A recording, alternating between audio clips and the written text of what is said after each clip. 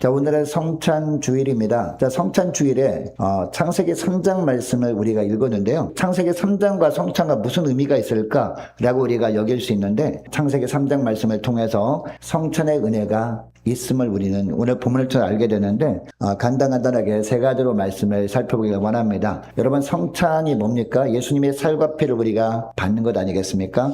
예수님의 살과 피를 받는 것이라면 예수님을 다시 새롭게 모셔드리는 것이죠. 그러니까 성찬이라는 것은 무슨 의미냐? 먼저 찾아와 주시는 하나님을 의미합니다. 자, 여러분, 내가 어디 있느냐라고 하시는 말씀이 오늘 본문에 나오는 아담에게만 하시는 말씀이 아닙니다. 오늘을 사는 우리에게도 동일하게 주님이 늘 찾아오셔서 내가 어디 있느냐 라고 말씀해 주십니다. 죽음 같은 삶을 살고 있는 우리들의 현실 아니겠습니까? 우리가 사는 환경을 보면 어떻게 우리가 미래를 살아갈까 염려되기도 합니다. 너무나 고난과 시련이 겹겹이 겹쳐 있는 그런 모습으로 우리가 지내고 있습니다. 이런 삶을 살고 있는 우리들에게 생명을 주시기 위해서 주님께서 이렇게 물으시는 겁니다. 내가 어디 있느냐라고 물으신다는 겁니다. 여러분, 하나님은 이 범죄함으로 말미암아 하나님 앞에 고개를 들 수 없는 이 아담에게 먼저 찾아오시고 내가 어디 있느냐라고 묻고 계십니다. 여러분, 당시 아담과 하와는요, 어떤 상황이었습니까? 하나님을 볼 면목이 없는 그런 환경이었죠. 하나님 앞에 나설 용기가 나지 않았습니다. 그래서 나뭇잎으로 부끄러움을 가리고 숨어 있을 수밖에 없었던 것이죠. 이 하나님이 거니시는 걸 느끼게 되니까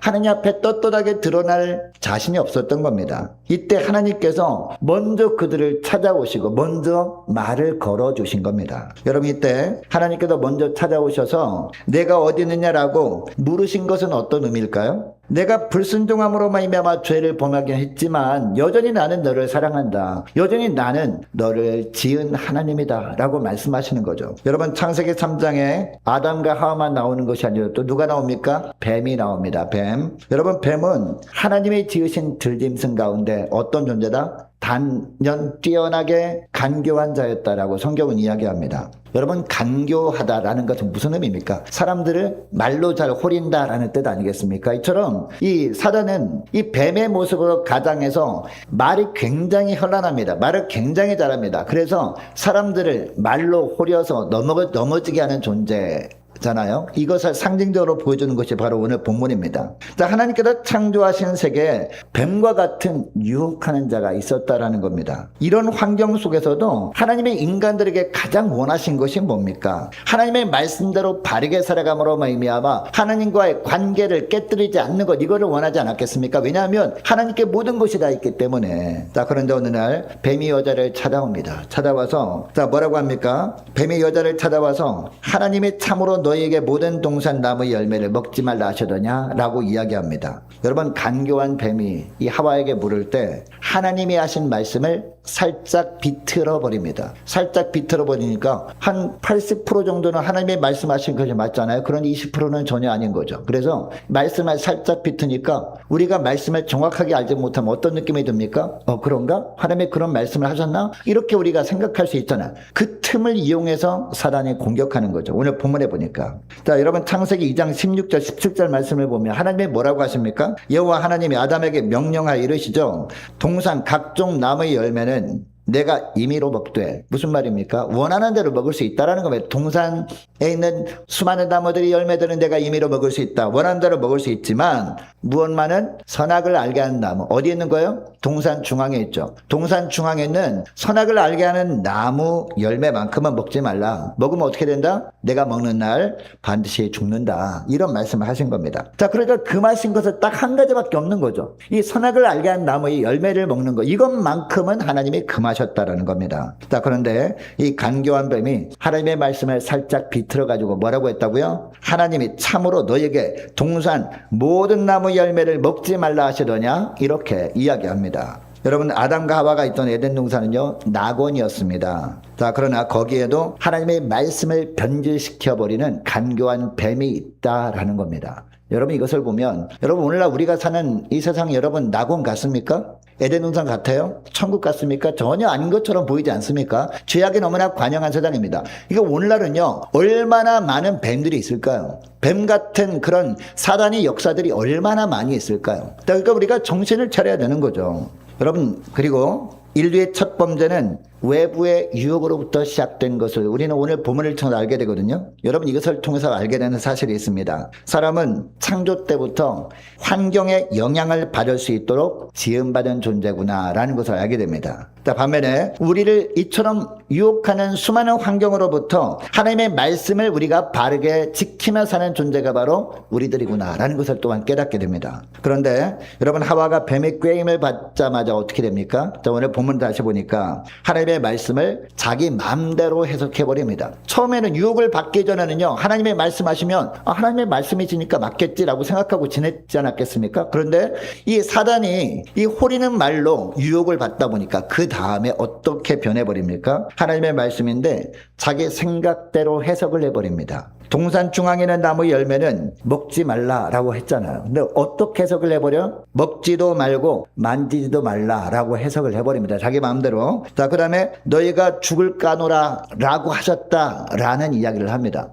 죽는다라고 했지 죽을까 하노라라는 말씀을 안 하셨잖아요. 너희는 정령 죽으니까 절대 먹지 말라 이런 말씀 하지 않았습니까? 뱀의 유혹을 받으니까 하와도 하나님의 말씀을 왜곡시켜버리고 그리고 자기 의지를 첨가하고 자기 생각대로 해석해버리는 모습을 보여주고 있다는 겁니다. 결국 어떻게 됩니까? 6절부터 보니까요. 여자가 그 나무를 봅니다. 그 이전에는 보지도 않았어요. 하나님이 먹지 말라 했으니까 그 나무를 볼 생각도 하지 않은 거예요. 자, 그런데 사단의 유혹을 받자마자 어떤 모습으로 변질됩니까? 그 나무를 쳐다본 거예요. 자, 쳐다보니까 어떻게 돼요? 여자가 그 나무를 본즉 어떻게 보입니까? 먹음직도 하고 보암직도 하고 지혜롭게 할 만큼 탐스럽기도 한 나무인지라.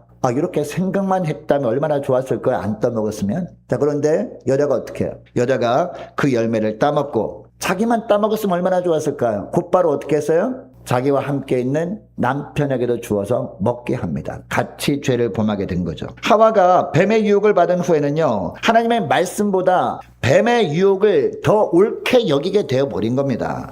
하나님과 동등한 존재가 된다는 말에 귀가 솔깃해진 거죠. 자, 그러나 그 행복은 짧은 순간뿐이었습니다. 결과는 어떻게 됐습니까? 그들이 원한 것과 정반대였죠. 선악을 알게 한 나무 열매를 먹자마자 그들의 눈이 어떻게 했어요? 밝아졌습니다. 그들의 눈이 밝아짐으로 말미암아 자기들에게 있는 허물이 보이기 시작했습니다. 그 이전에는 허물이 보이지 않았겠죠. 자, 그러나 이처럼 선악을 알게 한 나무 열매를 먹자마자 허물이 보이기 시작했습니다. 자신들이 추한 모습이 보이기 시작했어요. 그리고 자신들이 벗은 줄 알게 되었습니다. 자, 그리고 하나님이 어떤 존재로 알게 되었습니까? 이 선악을 알게 한 나무 열매를 먹기 전에는요, 하나님은 사랑의 하나님 뿐이었습니다. 자, 그런데 이 열매를 먹자마자 어떤 하나님으로 인식하기 시작했습니까? 하나님을 두려운 하나님, 무서운 하나님이라고 인식하기 시작을 한 겁니다. 그래서 하나님의 거니시는 모습을 느껴지니까 어떻게 됐어요? 하나님의 낯을 피하여 동산나무 사이에 숨습니다. 여러분, 부끄러움과 이 두려움은요, 죄가 주는 대가입니다. 하나님의 형상으로 지음받은 하나님의 걸작품이었는데 그 작품이 이제 완전히 깨어지고 만 거죠. 그런데 그때 하나님께서 먼저 아담과 하와를 찾아오신 겁니다. 그리고 내가 어디 있느냐라고 말씀해 주시는 겁니다. 여러분, 창세기 2장 17절 말씀에 보면 어떤 말씀합니까? 선악을 알게 한 나무 열매는 먹지 말라. 내가 먹는 날에는 반드시 죽으리라. 이런 말씀 하시거든요. 이 말씀을 근거로 여러분 로마서 6장 23절 말씀에 보면 죄의 삭슨보다 사망이다 라고 말씀합니다. 여러분, 이때 하나님이 먼저 이 아담과 하와를 찾아와 주시지 않았더라면, 그리고 먼저 이처럼 내가 어디 있느냐라고 말을 걸어주시지 않았더라면 이 아담과 하와에게는 아무런 소망이 없었을 겁니다. 그런데 하나님께서 먼저 찾아와 주셨기 때문에 살 길이 열리게 된 거죠. 여러분, 오늘날 우리가 받는 성찬은요, 하나님께서 죄악 가운데 살고 있는 우리에게 하나님이 먼저 찾아오셔서 말씀해 주시는 은혜입니다. 이게 바로 성찬의 은혜라는 겁니다. 우리 한 사람 한 사람의 이름을 부르면서 뭐라고 합니까? 내가 어디 있느냐라고 말씀하시는 것이 바로 이 성찬의 의미라는 겁니다. 그러니까 예수님의 살과 피를 우리가 받아 먹고 받아 마실 때 우리가 어떤 마음으로 받아 먹고 받아 마셔야 될까요? 주님이 나를 먼저 찾아오셨구나. 내가 어떤 죄악 가운데 있을 때 정말 주님 앞에 설 낯도 없어서 너무나 부끄러워서 살고 있는데 주님이 먼저 나를 찾아와 주셨구나. 내가 주님을 찾기 전에 주님이 먼저 나를 찾아와 주셨구나. 이런 마음으로 성찬을 받아야 할 줄로 믿습니다. 그래야 살 길이 열리는 겁니다. 자, 그리고 둘째로 죄를 깨끗하게 씻어주시는 은혜가 바로 성찬의 은혜라는 겁니다. 여러분, 하나님은 범죄한 이 아담과 하와가 대화를 시작하시죠. 또 하나님은 이 범죄한 아담과 하와에게 기회를 주시기 위해서 대화를 시작하는 거거든요. 자, 10절 하반절 말씀 보시기 바랍니다. 자, 아담이 뭐라고 대답하죠? 내가 동산에서 하나님의 소리를 듣고 벗었으므로 두려워하여 숨었나이다 라고 합니다. 자, 이에 11절에 보니까 하나님이 또 뭐라고 하십니까? 누가 너의 벗었음을 내게 알려느냐? 내가 먹지 말라 명한 그 나무 열매를 내가 먹었느냐? 라고 합니다. 여러분, 죄를 지은 사람은 이처럼 변명부터 합니다. 여러분, 죄를 지은 다음에 아유 제가 잘못했습니다 빨리 말하면은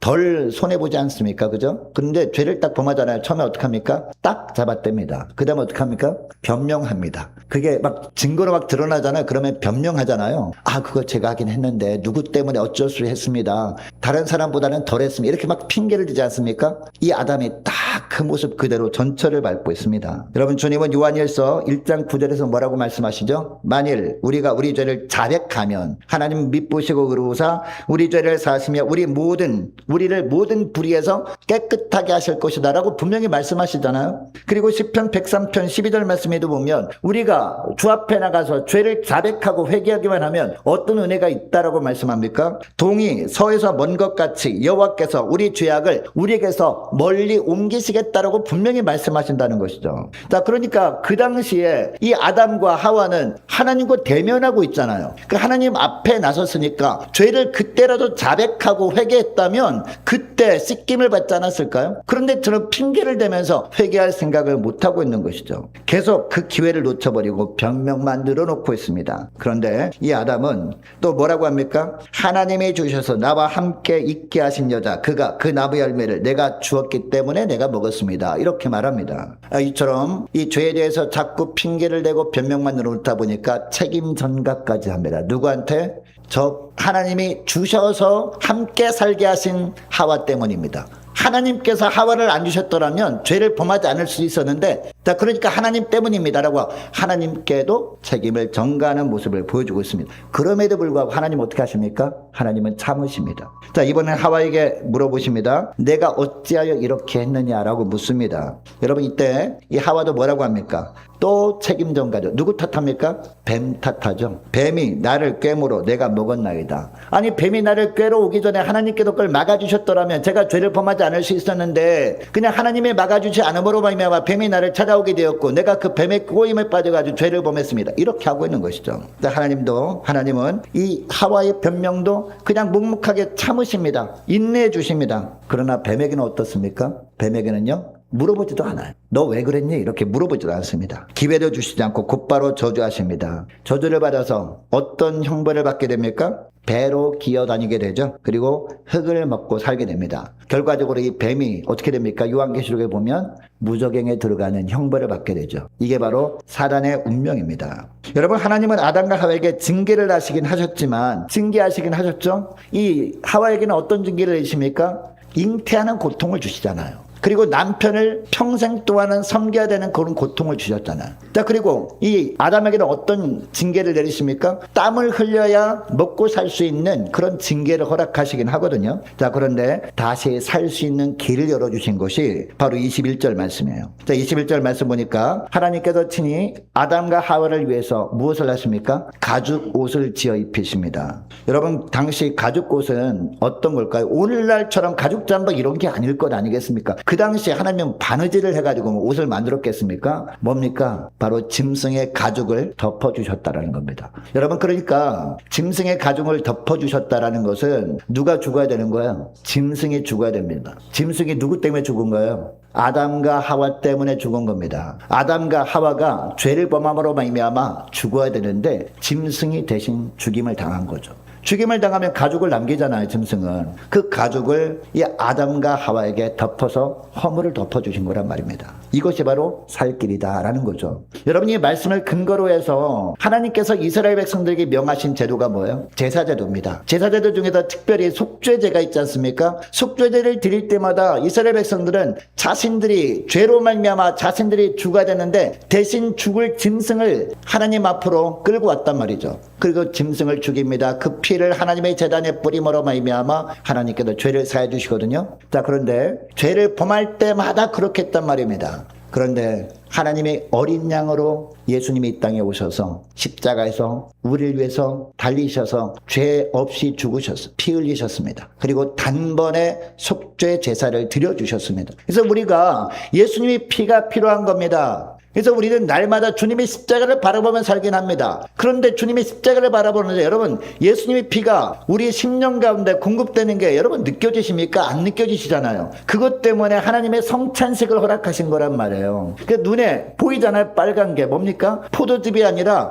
성찬을 우리가 받을 때만큼은 예수님의 피라고 우리가 여기고 우리가 믿음으로 받을 때 우리가 새로워지게 되는 겁니다. 우리 죄가 깨끗해지는 겁니다. 우리 영혼이 주님께서 그 보혈의 피로 말미암아 정결하게 씻어주시는 거예요. 이 은혜가 바로 성찬의 은혜라는 겁니다. 그리고 한 가지만 더 살펴보기 원하는데요. 셋째로는 회복의 은혜입니다, 여러분.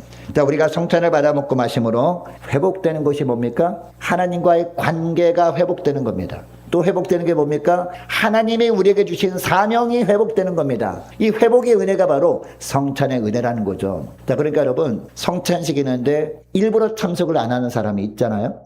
물론 어쩔 수 없이 일 때문에 참여 못하는 사람도 있을 수 있겠죠. 그런데 성찬식이네? 나 안 가. 일부러 참석하는 사람이 있잖아요. 그 사람은 예수 믿는 겁니까? 안 믿는 겁니까? 예수 믿는 거예요? 안 믿는 거예요? 안 믿는 겁니다. 예수님을 안 믿으려고 하는 겁니다. 자기 자신을 믿는 거예요. 자, 그래도 나머지는 교회 와서 간혹가다 예배드리고 하는데 자신을 믿는 거예요. 자신이 선택한 거예요. 하나님께서 선택하셔서 그에게 은혜를 부어줘서 예수 믿게 된 것이 아니라 내가 수많은 종교 중에서 한 종교를 선택해서 단순히 그냥 교회를 다니는 것에 불과할 수 있다고요.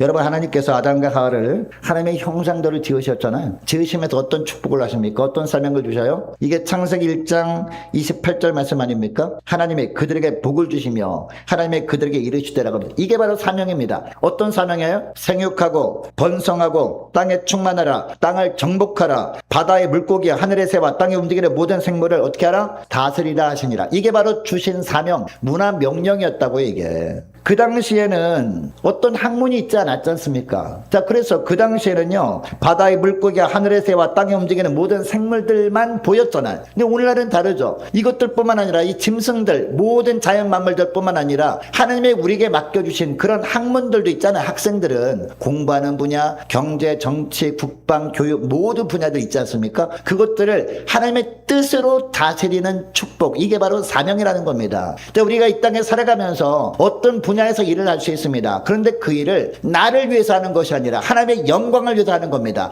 하나님의 영광을 위해서 어떤 방법으로? 하나님이 원하시는 방법대로 하는 겁니다. 하나님이 원하시는 방법대로 행할 때에 주님께서 도우심으로 말미암아 잘 되어지는 역사가 나타나게 되는 거죠. 이를 통해서 우리가 행하는 모든 삶을 통해서 예수가 증거되게 하는 것 아니겠습니까? 이런 사명을 주셨다는 거죠. 자, 그런데 이 엄청난 사명들, 이 축복들 지금 어떻게 되느냐? 이것이 바로 내가 어디 있느냐라는 겁니다. 죄를 범함으로 말미암아 관계가 깨져버리니까 이 사명도 감당하지 못하는 비참한 인생이 되고 말지 않았느냐. 그러니까 너희 지금 현재를 바라보라. 이 말씀이 바로 내가 어디 있느냐라는 겁니다. 그런데 이제 하나님께서 죄를 범한 아담과 하와 대신에 짐승을 죽게 하셨죠. 피를 흘리게 하셨죠. 그 피를 받으시고 이 죄를 사해 주심으로 말미암아 이제는 사명이 회복될 수 있다. 이 말씀을 하는 겁니다. 물론 그 당시에 이 아담과 하와는 여전히 죄 가운데 있었잖아요. 이 죄를 품은 가운데 결국에는 육신의 생명도 이제 죽게 되었잖아요. 근데 이것은 상징이잖아요. 그 짐승의 피가 누구의 피다? 예수의 피라는 거죠. 예수의 피를 우리는 공급받은 가운데 있습니다. 우리가 예수 믿고 주님의 십자가를 바라볼 때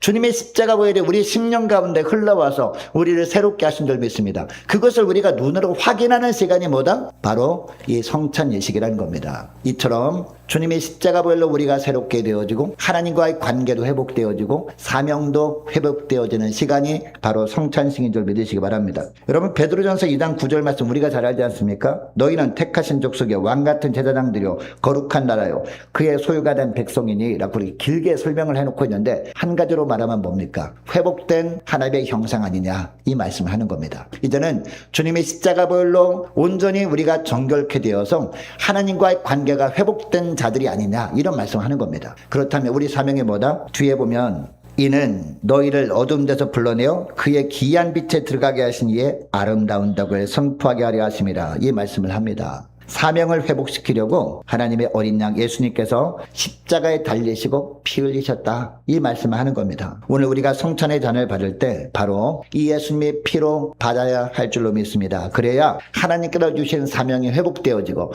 주님과의 관계가 회복되어짐으로 말미암아 주님께서 주시는 능력으로 하나님 나라의 사명을 은혜 가운데 잘 감당하게 될 줄 믿습니다. 자, 기도하겠습니다. 하나님 아버지, 감사합니다. 저희들도 아담과 하와처럼 간교한 사단의 미혹에 빠져 주님의 말씀에 불순종하며 살아갈 때가 많았음을 고백합니다. 그때마다 부끄러워서 주님을 멀리하는 저희들에게 먼저 주님께서 찾아오셔서 내가 어디 있느냐라고 말씀해 주셔서 살 길을 보여주심을 감사드립니다. 오늘 성찬을 받을 때 주님께서 먼저 찾아오시고 부르시는 것으로 알고 성찬을 받기를 원합니다. 성찬을 받을 때 우리 영혼이 주님의 보혈로 더 깨끗하게 씻겨지는 은혜가 있게 하시고 하나님과의 관계도 온전히 회복되게 하시고 처음 예수 믿을 때 주님께서 주신 하나님 나라의 사명도 회복되어짐으로 말미암아 이제는 모든 일을 하나님의 영광만을 위해서 하는 저희들 다 되게 하여 주옵소서. 감사드리오며 우리 주 예수 그리스도의 이름으로 기도드리옵나이다. 아멘.